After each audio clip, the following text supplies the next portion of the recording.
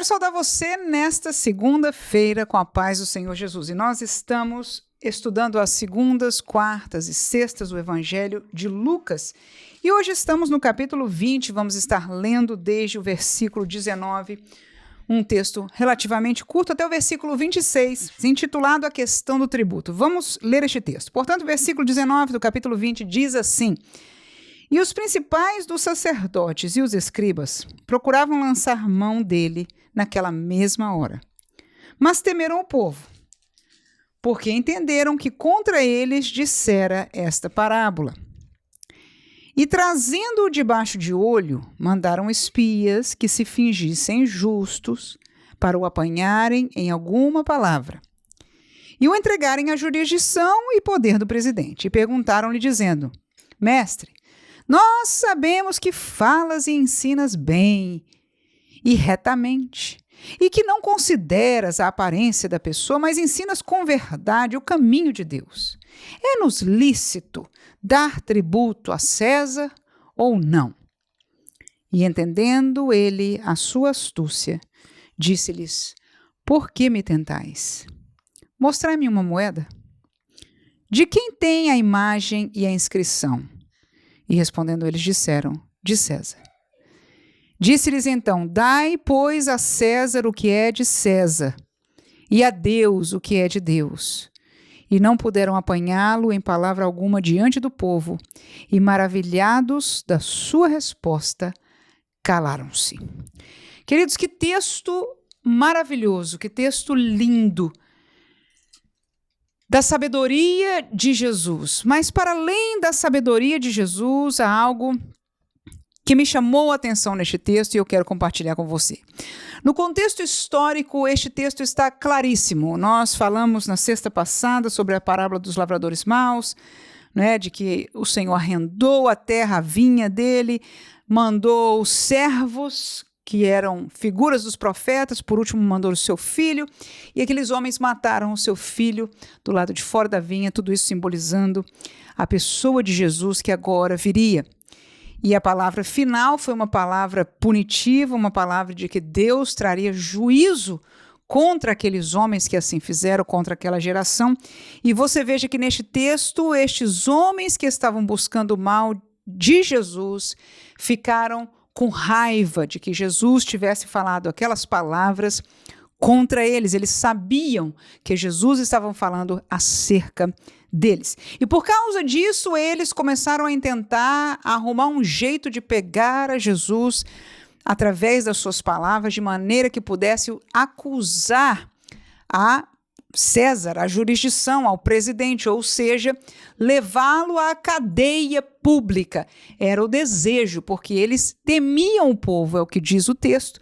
Ou seja, os judeus que estavam ao redor de Jesus e ao redor deles também, aqui está falando dos sacerdotes e dos escribas, que tinham este sentimento, porque eles temiam o povo. Então, a melhor saída para levar Jesus não seria no tocante às coisas religiosas, mas talvez a coisas políticas. Então, vamos tentar a Jesus. E disse que escolheu alguém que tinha cara de piedoso e etc., e mandou a Jesus com este mandato. E nós vemos aí esta primeira colocação de Jesus, quando a pessoa elogiou e fez uma pergunta direta, muito interessante a pergunta, até porque o povo judeu estava tributário de César, mas não era uma situação favorável para eles, né? Você conhece a história de Zaqueu, como havia roubo por parte daqueles publicanos, enfim, era uma situação muito delicada para aquele povo que estava tributário de uma maneira forte, não é?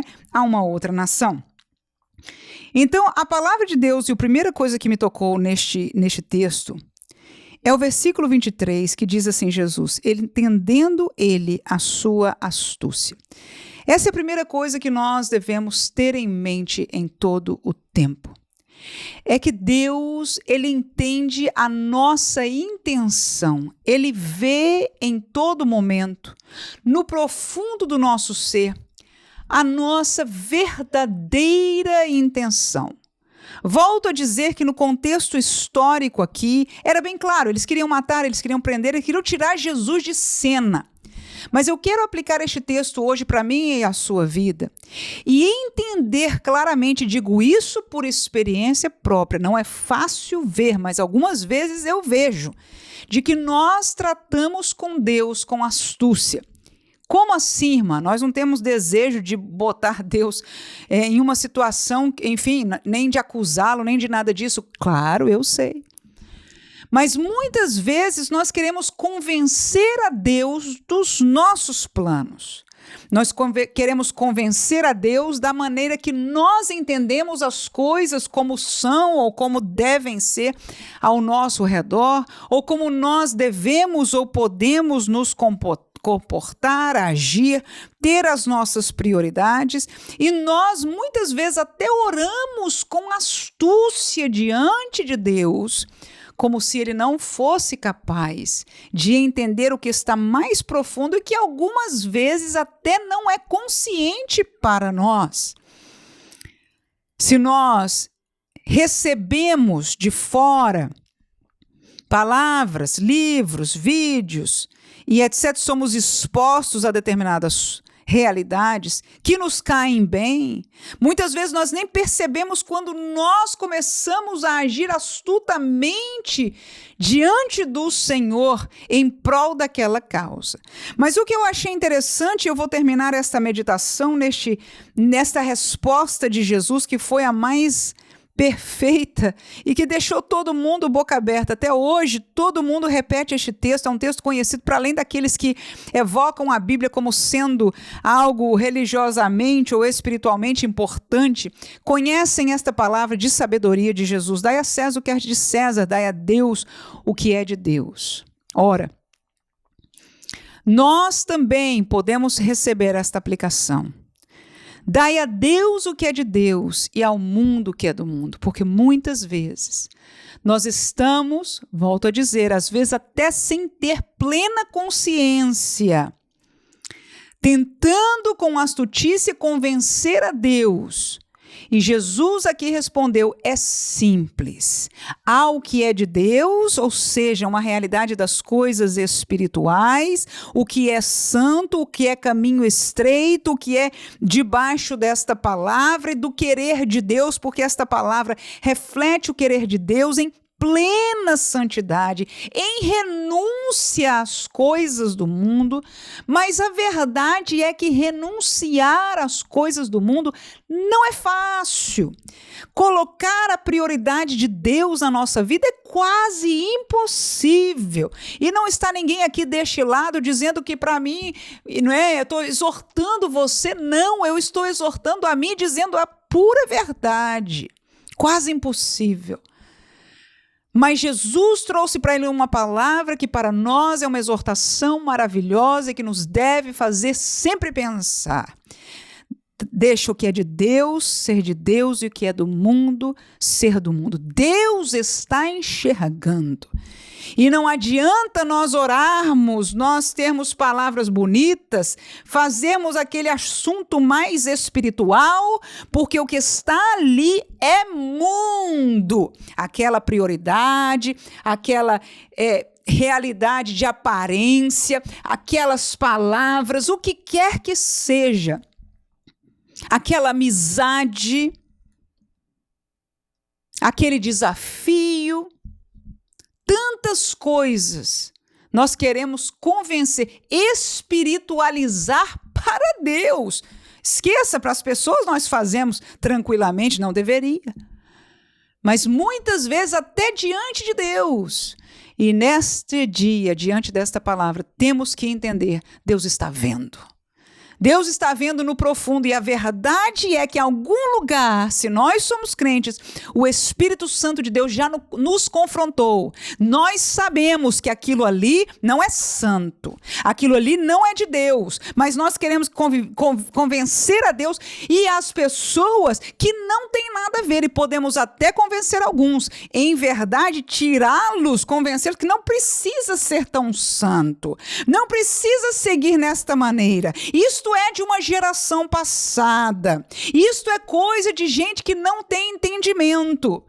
Mas Jesus, neste paralelo, diz uma coisa bem clara: aqui não estamos em política, aqui não estamos em tempos e nem nada disso. O que é de Deus é de Deus, o que é de César é de César, o que é do mundo é do mundo. E esta palavra nos esclarece o que é de Deus. Que Deus nos ajude a exercitarmos a sinceridade profunda. E quando a gente se encontra, aconteceu comigo, que a gente estava trilhando e tentando convencer a Deus, a nós mesmos, que neste meio do caminho a gente sabe que não está, de repente a palavra como esta nos encontra e disse: agora, Senhor, você tem somente 2 decisões para tomar. Ou segue o caminho dizendo: este é o que eu quero, ou se arrepende de: Senhor, aquilo é o que eu queria, mas que seja feita a tua vontade na minha vida. Que o teu nome, que o teu reino, que as coisas de Deus, como vai me doer, porque eu queria aquela aparência, eu queria aquela prioridade, eu queria aquele desafio na minha vida. E como é difícil renunciar, irmãos. Às vezes a carne está saltando, aleluias.